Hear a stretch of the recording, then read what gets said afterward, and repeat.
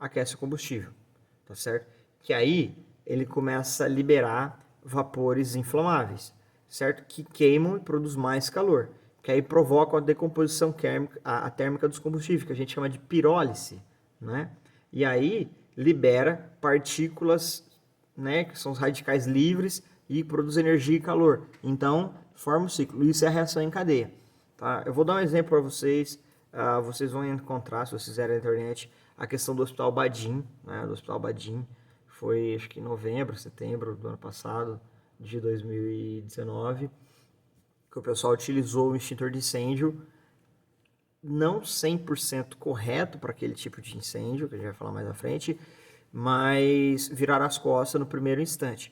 Aí tinha calor, combustível, e aí simplesmente o agente extintor dissipou o oxigênio e deu uma breve refrigerada.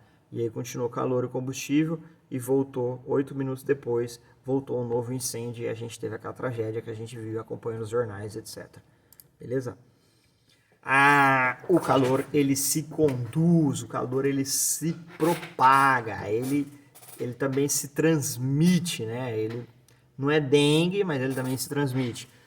Como é que a gente transmite o calor? Através da condução, da convecção e da irradiação, tá certo? Então são 3 métodos de propagação do fogo, beleza?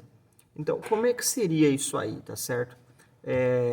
A condução, na verdade, o calor ele se transmite molécula a molécula. Então, deixa eu pegar um exemplo aqui. Vamos pegar o meu exemplo. Vamos lá. Imagina que isso aqui é uma panela. Vamos lá, panela. Demorou a sair, mas saiu panela. E aqui eu estou colocando fogo na panela. Então tá lá em casa lá, e eu cozinhando, tal, e etc e tudo mais, beleza? Então beleza. Então vamos lá. Então tem fogo e a panela. Eu estou fazendo uma sopa. Aí eu pego minha colher de metal e começo a mexer. O que vai acontecer com a colher? A colher vai aquecer. Mas eu não pus fogo na colher, eu pus fogo na panela, no fundo da panela. Então acontece, molécula a molécula. Esquentou as moléculas de metais da panela, esquentou as moléculas de metais da água, dos componentes que fazem a sopa, e aí esquentou a minha colher e eu queimei a mão, tá certo? Isso acontece, tá? E então ela vai se propagando, vai começar a bater, imagina o calor começa a bater na laje, aí aqui nesse piso superior começa a pegar fogo no tapete, no piso, na lixeirinha, aquelas coisas que estão mais próximas ali, etc. E aí começa a pegar fogo e ele vai se propagando, tanto vertical quanto lateral. Beleza? A questão da convecção, na verdade, é o seguinte, tá? O deslocamento de gases quentes entre as fumaças e tudo mais. A fumaça ela pode chegar aí 700, 500, mil e poucos graus de temperatura no caso do incêndio muito severo, tá certo? E aí a fumaça ela começa a subir, tá? Então a gente tem os andares e aí ela vai, pegou fogo aqui embaixo, ela começa a tomar aqui. Então, você imagina uma fumaça, começa a tomar, vai tomando o ambiente. E aí ela vai girando e começa a pôr fogo em outros pontos, né? Janela aberta, tal, e o calor, etc, começa a pôr fogo, aquecer outros lugares aí. E aí radiação um incêndio, né, por irradiação. A irradiação seria aquelas ondas caloríferas que elas começam a se propagar. Se você um dia muito quente de verão e você tem aquela chuva de verão, quando você olha o asfalto, você começa a ver aquelas ondas de calor, aquela irradiação. Quando você está na televisão, na sua casa, almoçando, jantando, etc, curtindo lá, e aí você vê no jornal que pegou fogo na casa daquela senhorinha e os bombeiros estão apagando o incêndio. Aí você vê o bombeiro jogando incêndio na casa da vizinha, na casa do vizinho, na casa do outro vizinho. E a casa da senhorinha está pegando fogo.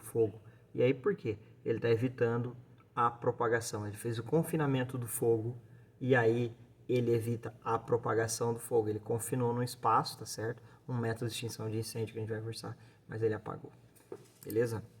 As classes de incêndio. Existem algumas classes de incêndio. Classe A, né, que aí é madeira, papel e tecido. Você utiliza a água, tá certo? Solta uma fumaça geralmente branca e cinza, tá certo? Queima em profundidade, queima na superfície. Existe a classe de incêndio B, que são os inflamáveis, sejam líquidos ou gasosos, tá certo? Então você tem lá óleo, gasolina, GLP, thinner, álcool, cera, tudo aquilo que você produz químicos e líquidos inflamáveis que você dá uma olhada, ele é inflamável, tudo aquilo. O álcool 70, que agora todo mundo está usando por causa do Covid, Então, toma cuidado aí, quem fuma cigarro, né? Passar álcool gel na mão para fumar cigarro, qualquer hora vira o tocha humana. Puf, põe fogo nas mãos. Tem que tomar muito cuidado com isso, tá certo? A classe de incêndio C. A classe de incêndio C são equipamentos elétricos energizados, ou seja, tudo aquilo que está na energia elétrica, beleza? E aí você tem que tomar cuidado com os energizados, materiais que têm bateria e componentes eletrônicos que acumulam e capacitam energia e possam se dissipar. Por isso que o aterramento tem que estar muito bem feito, residenciais, industriais, etc. Existe a classe de incêndio D, que são metais pirofóricos, tá? Então são alguns metais aí, magnésio, potássio, alumínio, pó e outros itens que usam extintores especiais para ele. E nós temos a classe de incêndio K, que são óleos e gorduras hoje em dia, tá certo? A classificação de incêndios eles podem ser naturais, tá certo? Fenômenos como raio, que acontece em incêndios florestais, a gente vê muito, artificiais, que são ação direta do homem, né? Aí nessa ação a gente poderia dizer como acidentais, descuido do homem, às vezes sem intenção de provocar, ou incêndio proposital de origem criminosa, ou a intenção de provocá-lo, tá bom? Tomar cuidado também nesse tipo de brincadeiras de criança, tá certo? Que às vezes pode pôr fogo numa residência e tudo mais. A gente pode encontrar pessoal muito displicente na cozinha, vazamento de LP, uso de velas e lamparinas, esquecer, superaquecimento de aparelho celular, acontece bastante, uso de celular e aparelhos proibidos em posto de gasolina, tá certo? São as principais causas de incêndio que a gente encontra. Equipamento elétrico e eletrônico não desligado, a gente também acaba encontrando muita recurso tecnológico improvisado com a rede de fiação e instalação elétrica, não é mesmo? Gambiarras, né? E aí a gente tem os extintores. Aí dos extintores, o que a gente tem? A gente tem os extintores de água, tá? De água tem a capacidade de 10 litros, beleza? Ele alcança uma distância média de 10 metros, tá certo? E aí provavelmente você consegue descarregar ele em 60 segundos, tá? É pro princípio do incêndio. E aí a pressão dele é a gás, ele é água pressurizada, tá certo? Ele serve para a classe de incêndio A, madeira, papel e tecido. Você nunca joga equipamento elétrico e muito menos em líquidos inflamáveis, ele é perigosíssimo, tá? O extintor de gás carbônico, né, o CO2, beleza? É utilizado especificamente para equipamentos elétricos, tá?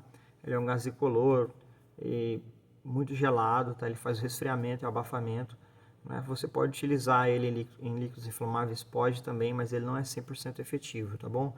Você vai encontrar esse tipo de 4, 6 quilos ou até mais, né? Depende da sua necessidade da empresa, mas geralmente é esse. Pode ser que encontre 2 quilos também. Dura aí 55 segundos de descarregamento, tá certo? É um gás sob pressão.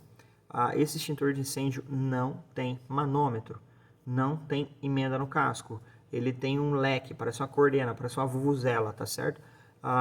Não se segura nesse difusor.